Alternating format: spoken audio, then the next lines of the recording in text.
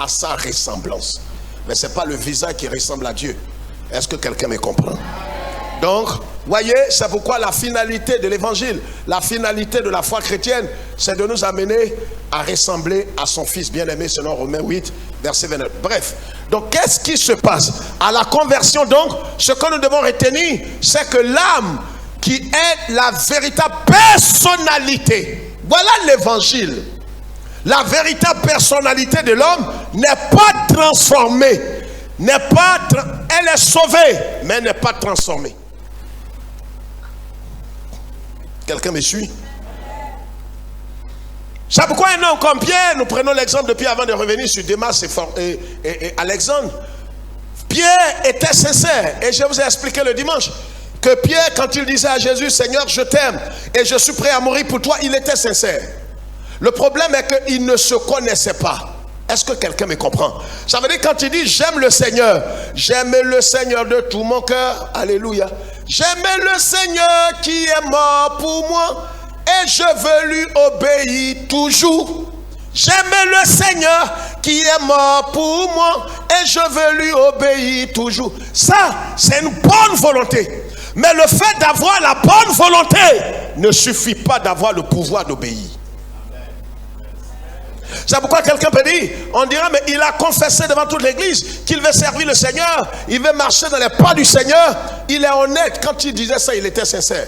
Le problème est est-ce qu'il a les ressources nécessaires pour marcher avec le Seigneur? Et quand quelqu'un est en train de dire, je veux marcher dans les pas du Seigneur, je ne vais jamais quitter Jésus, il est sincère en le disant. Le problème est qu'il ne connaît pas lui-même ses ressources nécessaires. Et ce n'est pas par ses ressources qu'il va marcher. Mais malheureusement, s'il n'est pas transformé, les ressources dont il dispose, ce sont ses propres ressources. Est-ce que quelqu'un me comprend? Je vous donne un exemple.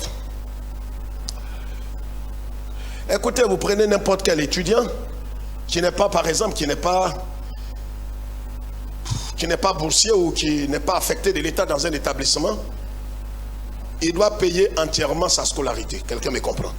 Ceux qui sont en Occident, ils comprennent aussi. Donc si vous allez dans une université privée et que vous n'avez pas été envoyé par l'État dans cette école et que la scolarité fait 5 millions, vous allez payer les 5 millions de francs CFA. Mais si vous avez été orienté par l'État dans cette école semi-privée, alors l'État prendra peut-être 80%. Vous ne ferez que payer l'inscription.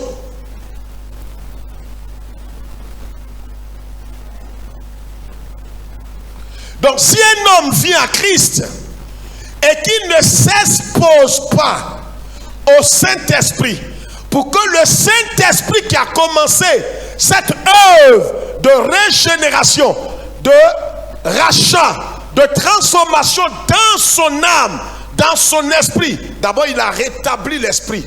Il a rétabli la communion entre l'esprit, notre esprit qui était mort, et Dieu qui est esprit. C'est pourquoi Jésus dit, les véritables adorateurs adoreront Dieu en esprit, en vérité. Donc le Saint-Esprit vient dans notre esprit à nous et rétablit donc la relation qui était rompue. Quelqu'un comprend? C'est comme vous avez un problème, un pays a un problème avec un autre pays et puis il rappelle tous leurs ambassadeurs.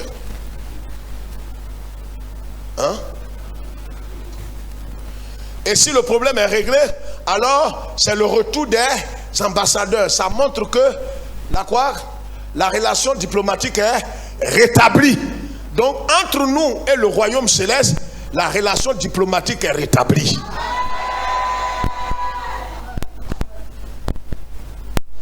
Donc il y a maintenant le téléphone passe. Amen. Le téléphone passe, la communion passe maintenant. Nous sommes maintenant automatiquement, le ciel nous a délégués comme ses en vérité nous sommes ses ambassadeurs. Et c'est pourquoi quand il y a un problème en deux pays, les premiers qu'on rappelle ce sont les ambassadeurs. C'est pourquoi Dieu dit que toi-même tu es son ambassadeur. Mais comme tu ne te connais pas, tu prends les choses à la légère. Un ambassadeur qui ne se connaît pas, il est le plus misérable dans un pays. Tu es sur le territoire, mais en vérité tu n'es pas du territoire. C'est ça, non? Tu es dans une zone infranchissable. Mais vous voyez, l'ignorance tue les chrétiens et les pasteurs. C'est-à-dire, il ne sait pas qu'il est ambassadeur, qu'on ne doit même pas le fouiller. Donc il voit un petit policier, il dit oui, fouille-moi en même temps. Il dit, mais vous êtes ambassadeur, on n'a pas le droit de vous fouiller. Et comme on fouille tout le monde là, mais on ne peut pas te fouiller. Non, mais regarde, il est choqué, Diana. Il dit, Satan ne peut pas te fouiller. Il me regarde, on dirait un étranger. Il est surpris même quand il dit ça. Il regarde comme ça, bon. Satan te fouille. Il marche sur toi. Dis, je refuse. C'est pourquoi quand les démons, tu vas dans ce sens, les démons te croisent, ils rebroussent. Tu es un ambassadeur. Qu'il te soit fait selon ton amen. Un ambassadeur qui s'ignore. Tu es un ambassadeur. Tu es intouchable. Ta sécurité ne dépend pas de la sécurité du pays. Il faut appuyer ça, frère. Mais la Bible déclare que lui-même il envoie. Voyez, quand tu es ambassadeur, il y a ce qu'on appelle quoi? La sécurité de ton pays. C'est eux qui viennent dans le pays là pour te sécuriser. Et c'est pourquoi Dieu délègue des anges. Oh, il dit voici. Il dit quoi? Qu'est-ce que Dieu dit? Il dit quoi? L'ange de l'Éternel campe. Il n'y a pas ange ici, dans l'armée, dans les forces de défense là. Qui s'appelle ange là-bas? Ta sécurité est garantie.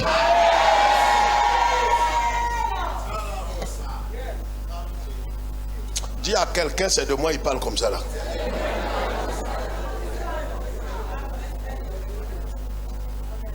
Un ambassadeur plénipotentiel. Tu es un prince.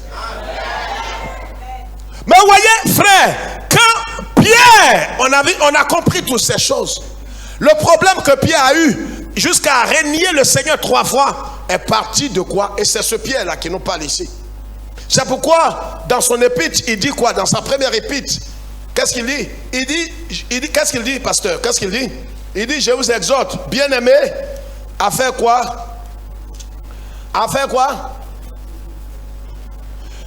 À vous abstenir d'abord comme des voyageurs et des étrangers sur la terre, et à vous abstenir des convoitises charnelles qui font la guerre à l'esprit. Hein? Les suiveurs ont déjà dit amen.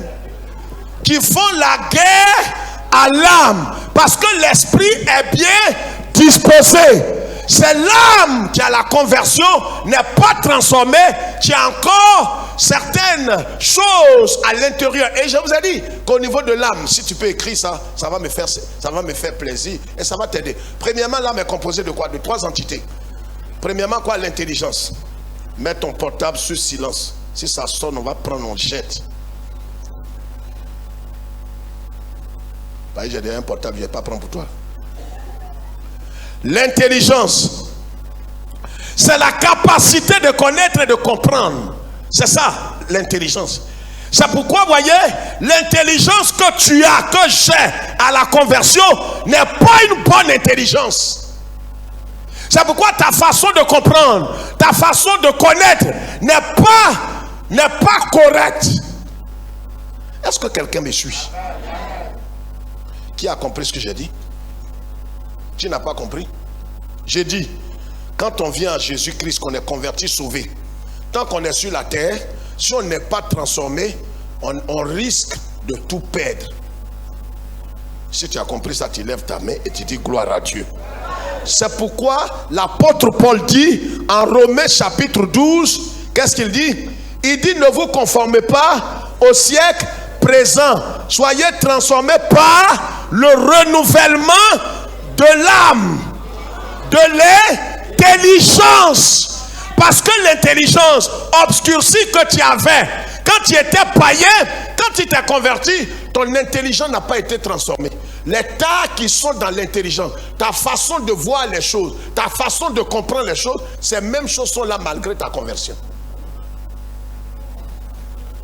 C'est ce qui trompe 90% des chrétiens évangéliques. Il dit, mais il est converti. Pourquoi il a ses désirs, ses penchants? Pourquoi il se comporte comme ça? Il est converti, mais il manque de transformation. Or, la transformation a une seule voie, un seul chemin. C'est la croix. Tant que son âme n'est pas assujettie à l'œuvre de la croix, qui est le renoncement, celui-ci, il ne pourra pas vivre la vie chrétienne qu'il a reçue. C'est comme un homme qui a été ressuscité, exactement comme Lazare, mais qui était ligoté. Ça n'a rien à voir avec dans le domaine spirituel, où on parle des liens ancestraux de ceux qui sont convertis. Non, c'est pas de ça que je parle. Je parle de quelqu'un physiquement qui était ressuscité, il était sur ses pieds, mais il ne peut pas marcher. Jésus dit, détachez-le, laissez-le à lui. Donc un homme converti, né de nouveau, ayant le témoignage du Saint-Esprit, s'il ne s'expose pas à l'œuvre de la croix, qui n'est rien d'autre que le renoncement délibéré et volontaire, celui-là, il va mal finir la course. Il sera une occasion de chute de tous les païens et des chrétiens. Les gens diront, mais il est chrétien, il a responsabilité, il est pasteur, même il va à l'église. Mais comment se fait qu'il vit comme ça? Pourquoi il se comporte comme un chien, comme un porc, comme un pervers? Pourquoi il se comporte comme ça? Et pourtant, elle parle en langue dans le quartier ici, elle évangélise, elle a des autocollants, elle a des prospectus. Mais on l'a vu servir Dieu. Donc il y a trois aspects dans l'âme qui caractérisent la personnalité de l'homme. Premièrement, vous m'aidez? Premièrement quoi? Dis plus fort que ton frère. On est à l'école. C'est pourquoi le mardi c'est quoi? L'école des? L'école des? Elle dit ça plus fort. L'école des disciples de qui? Christ. EDC. Tous les mardis c'est pas culte, c'est école. On n'a jamais fait culte ici mardi. C'est école qu'on vient faire. C'est pour ça qu'on échange. Culte, on ne peut pas échanger avec toi. De l'autre côté là-bas, le prêtre parle avec toi. Ici c'est école. À l'école on échange. C'est pourquoi on dit quelque chose et puis le pasteur va et on échange. C'est l'école des disciples de Christ. Parce que le Seigneur nous a appelés à être des disciples. Donc les mardis nous sommes à l'école des disciples de Jésus-Christ.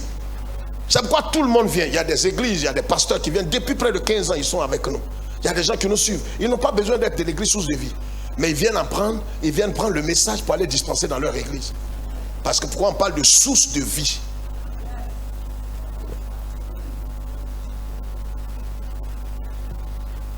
Donc il y a l'intelligence. L'intelligence. C'est pourquoi l'intelligence avec laquelle nous sommes venus au Seigneur, cette intelligence, si elle n'est pas purifiée, elle n'est pas lavée, elle n'est pas crucifiée, ta façon de voir va te tromper dans tes choix. Tu es honnête, tu comprends quelque chose, mais la façon dont tu comprends là, tu comprends que tu es en train d'être susceptible. Voilà comment certains maintenant sont très vite vexables, c'est-à-dire point oui, point non, ils sont fâchés, parce que leur manière de comprendre, tu vas parler à quelqu'un, ce qui ne fait pas fâcher le fâche. Ce qui ne frustre pas, tu vois qu'il est frustré. Il a un problème, il n'est pas possédé. Il n'y a pas eu de transformation dans son âme. Et lui là, s'il continue comme ça, il va mal finir. C'est pourquoi, quand vous êtes en face de quelqu'un qui n'est pas transformé au niveau de l'intelligence, il ne comprend pas. Tout ce que tu dis, il intervertit ça. Il pervertit. Il dit, ah, tu viens de m'insulter. Non, non, non, reconnais que tu... mais pourtant c'est un chrétien tu parles. Toi-même tu es étonné. Dis, ah, c'est comme ça tu veux prendre la chose. J'ai dit, mais qu'est-ce que j'ai dit? J'ai dit, non, non, non, non, non, ce que tu as dit, je t'ai compris. Je t'ai bien compris parce que tu veux m'insulter. Tu veux m'insulter. Tu veux dire que je suis bête. Non, je suis bête. Comment quelqu'un qui a ses facultés raisonne comme ça? Et vous allez voir, c'est une personne âgée. C'est un responsable à l'église. Il est pasteur comme nous. Nous tous, on peut passer par là. Et à ce moment-là, on se demande si au niveau de ta capacité, ta compréhension, ta faculté de connaître les choses là, est-ce que ça a été vidé? Ou bien tu es venu à être état du monde, de l'Égypte? C'est pareil.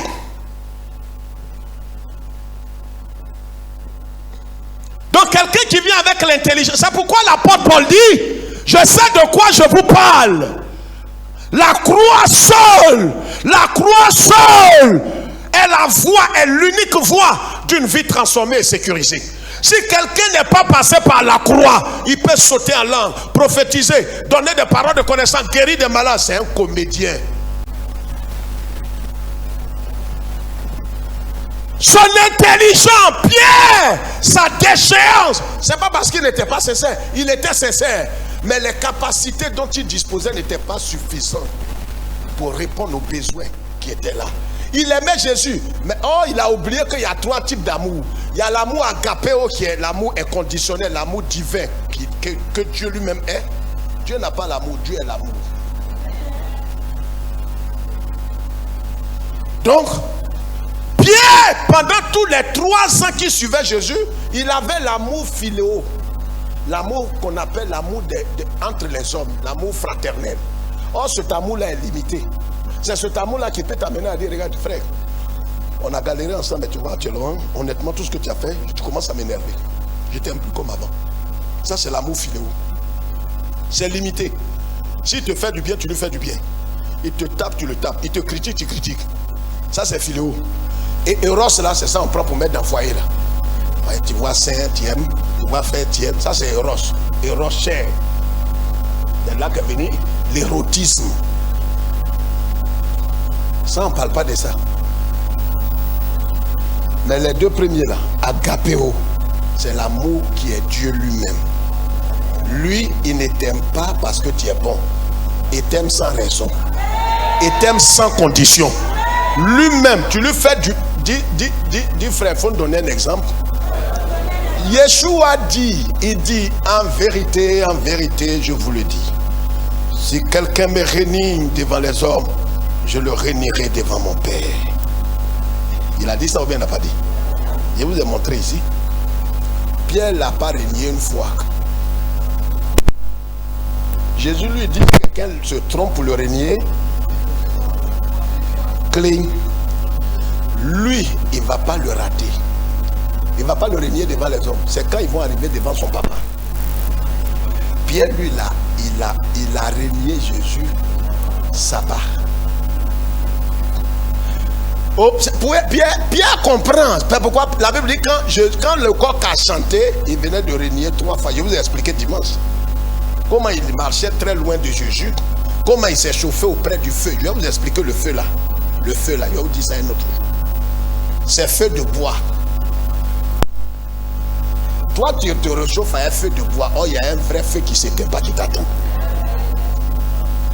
Mais dans tout ça, quand il a renié Jésus, quand il a fini le 3e reniement, quand il a fini, le coq a chanté. Quand le coq a chanté, la Bible dit Jésus le regarda. Jésus ne s'est pas détourné de lui. Regarde, tu peux même te tromper, mais Dieu te regarde toujours. C'est ça l'amour agapéo. Les gens même peuvent dire, malgré tout ce qu'il a fait là, Dieu encore a ses regards sur lui. Oui, Dieu l'aime pas d'un amour philao. Dieu l'aime d'un amour agapéo.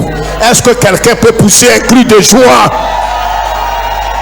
C'est pourquoi il y a des choses qu'il fait, tu dis non. Il m'a même suicidé. Dieu ne peut pas me pardonner. Il peut pas. Dieu même, il dit voilà un petit qui ne comprend pas. Avant que tu ailles faire tes bêtises là, il est déjà pardonné. Dieu n'est pas. Je vous ai enseigné ici que Dieu n'est pas un pompier il y a 8 ans, non? Qu'elle se souvient? Dieu n'est pas un pompier. Dieu, lui, son système, ce qui choque, c'est que la solution est là. Et puis il attend le problème. Il y a des problèmes qui doivent venir sur toi là. En 2000, peut-être 31. Dieu a prévu la solution.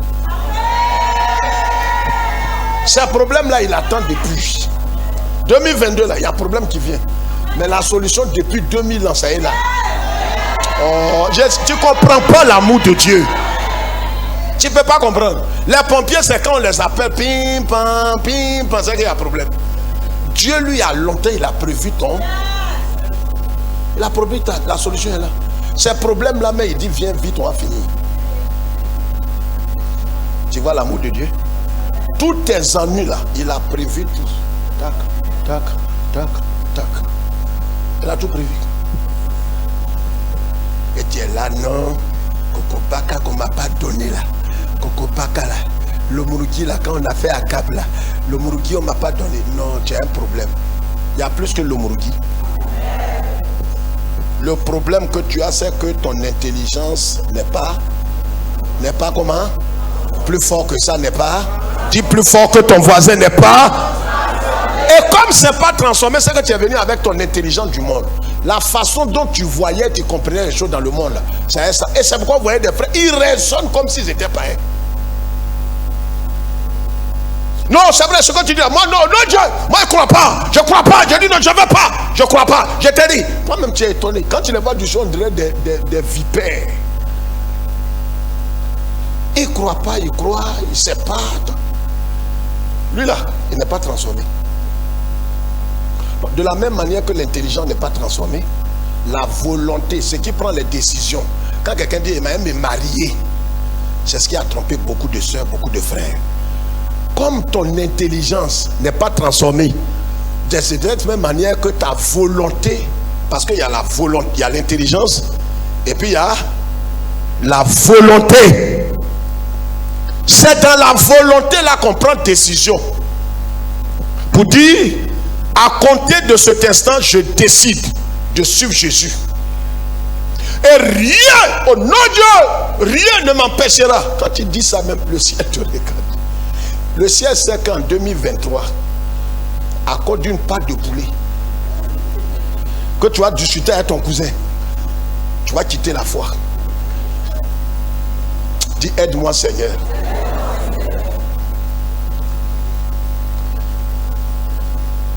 Quand Pierre disait à Jésus, moi là, je vais te donner ma vie là, je vais te donner. Tu ne me connais pas. J'ai dit, il y a des disciples, tu ne les connais pas, Seigneur. Moi je marche avec toi. Tu as vu comment je n'ai pas raté Malchus dans le jardin à Gethsemane. Moi je te dis, les gens peuvent fuir. Hein. Ils peuvent fuir. Quand moi j'ai dit, je ne vais jamais quitter l'église. Moi je te dis une chose, je sais de quoi je parle. Tout le monde peut partir sauf moi. Non Dieu. Si tu crois à celui-là, c'est que toi, tu n'es pas intelligent. Quand quelqu'un fait ça là, mets-le loin. Ça peut être relatif. Il y a quelqu'un qui peut dire ça. Mais sur 10, demi, il faut croire. Quand Pierre a dit ça là, les apôtres là même, il n'y a pas un qui dit, il va dire aussi. Donc quand ils sont allés dans le jardin, que les gens ont saisi Jésus, il y a un des disciples. Quand il dort, lui, il enlève toujours son caleçon et son pantalon, sa robe. Quand ils l'ont attrapé, le temps même de prendre son boubou, il a gagné temps. C'est au loin là-bas. Et c'est un des apôtres même qui a écrit ça. Tellement il a énervé l'apôtre là, il a mis. C'est son nom, il n'a pas mis. Pour ne pas qu'au ciel on l'appelle comme ça. Fuyard. Tonton Fuyard. Tous ceux-là, ils ont dit à Jésus, on ne va jamais te quitter. Quand Pierre a levé son épée, il a coupé l'oreille de l'autre. Moi, je t'ai dit, maître, Jésus dit, rends ton épée. Il dit, ah, mais moi, je t'ai déjà parlé. Je t'ai dit, je vais te donner ma vie. La nuit, là, on met ensemble. Moi, je te dis, ça, c'est le zèle. Le problème est que, tant qu'il n'y a pas eu de l'œuvre de la croix là n'est pas passée dans son âme. Il ne faut pas le croire. Il y a un autre sujet qui arrive. Quand il a fait ça, quand ils sont arrivés, maintenant, il a commencé à prendre ses, aidez-moi, cette distance. Lui qui a coupé oreille tout de suite là. Là-bas on n'a pas dit, il n'y a pas épée là-bas. Ils ont saisi Jésus ligoté. Boxé. Et il a vu ça, il dit, ça devient sérieux quand même cette affaire. Hein. Il faut que je mette ma vie à l'abri. Et c'est là que dimanche je vous ai révélé qu'il va dire, je ne connais pas ce d'homme. Il dit, lui qui a révélé que tu es le Christ, le Fils du Dieu vivant. Regarde, ton langage risque de changer. Mais ça, tu ne peux pas croire. Tu dis, moi, pasteur, tout le monde peut faire ça. Et c'est où le Seigneur m'a tiré. Tu te trompes. Ça là, si ce n'est pas passé dans ton âme, tu te trompes. Il y a des gens qui ont dit ça plus que toi. Une femme a fait 35 ans de chasteté. 35 ans sans connaître garçon. La 36e année, elle a dit trop, c'est trop. Le premier homme qui va venir devant elle se donne. Elle a quitté Jésus. Quelque temps après, elle est morte. On peut persévérer jusqu'en, mais pas à la fin. La seule voie qui nous permet de nous exprimer comme Saint Paul, c'est quand tu as permis à l'œuvre de la croix de faire son œuvre dans ton âme. C'est-à-dire ton intelligence, il a éventré ça, nettoyé comme on nettoie les intestins de poulet. Et ta manière de comprendre, ta manière de connaître est maintenant touchée par l'esprit. Ta volonté, ta façon de prendre les décisions, ton engagement, ta manière de voir les choses, tout est transformé. Désormais, ce n'est plus ta volonté qui compte, mais comme Jean-Baptiste l'a dit, non pas ma volonté, mais ta volonté.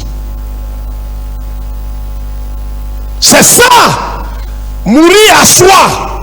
C'est pourquoi le Seigneur dit, si quelqu'un, en Luc chapitre 9, verset 23 à 24, si quelqu'un veut venir après moi, qu'il ne renonce pas à lui-même. Le problème, ce n'est pas de jeter des choses. C'est toi-même qui as le vrai problème de ta croissance spirituelle. Ce n'est pas les sorciers. Tu es l'auteur de tes problèmes, l'auteur de tes manques, l'auteur de tous tes blocages. Si tu ne renonces pas à toi-même, si je ne renonce pas à moi-même, les problèmes viendront. Mais comme il n'y a pas... Regarde, c'est pourquoi l'apôtre Paul dira en Romains chapitre 6, considérez-vous comme... Aidez-moi, considérez-vous comme... Dis le plus fort, considérez-vous comme... Mort au péché, mort au monde, mort à toutes les œuvres de la chair. Et se considérer comme mort, c'est délibérément, c'est ta responsabilité. Ce n'est pas le Saint-Esprit qui fait. C'est-à-dire les choses viendront. Le Saint-Esprit te donnera la capacité de faire quoi? De te considérer comme mort. Tu ne réagis pas. Quelqu'un peut t'humilier, t'abaisser, t'insulter, te dégrader. Tu as le choix soit de répondre et permettre à Satan d'avoir un droit sur toi, ou bien de ne pas réagir et être considéré par tout le monde comme un fuyard, un malheureux, un peureux, un mouillé, une poule mouillée. C'est là, c'est pourquoi Paul dit, c'est quand je suis faible, c'est là que je suis fort. Plus tu es abaissé, humilié, rejeté, incompris, c'est là que le Saint-Esprit fait son œuvre en toi. Pendant que dans le monde physique tu es faible, humilié, considéré comme un fuyard, un faiblard, dans le monde invisible tu deviens fort. Tes muscles sont en train de pousser, tu es en train de grandir. C'est la croix qui fait son œuvre en nous. Tant que Dieu n'a pas fini en toi, il ne fera rien pour toi. Quelqu'un m'a pas compris? Si tu ne permets pas au Saint-Esprit de faire son œuvre en toi, tout ce qu'il va faire pour toi sera une occasion de chute. Pierre avait les dons, mais il a chuté avec tout ça. Il avait les paroles de connaissance, il est tombé avec. C'est pourquoi on reviendra sur l'histoire de Démas. C'était un disciple de Paul. Il marchait avec Paul, il faisait tout. Quand on a mis Paul en prison, il a dit, Paul, tu dis Dieu avec toi, on t'a mis en prison depuis 3-4 ans, tu ne sors pas. Si vraiment l'esprit est avec toi, pourquoi toujours c'est toi qui es en prison? Toujours maladie, attaque, mort, il y a autour de toi. Je ne comprends pas, Paul. Comment toi les pochettes guérissent les malades et tu as laissé Trophime malade, hein? Notre collaborateur. Comment ça, l'onction te quitte ou bien à un certain moment tu deviendras toi une occasion de chute pour toi-même. C'est-à-dire il y a des situations qui vont révéler ton état réel intérieur, qui vont montrer qu'en vérité tu crois être converti, mais tu n'es pas vraiment converti. 19h. Dieu est amour.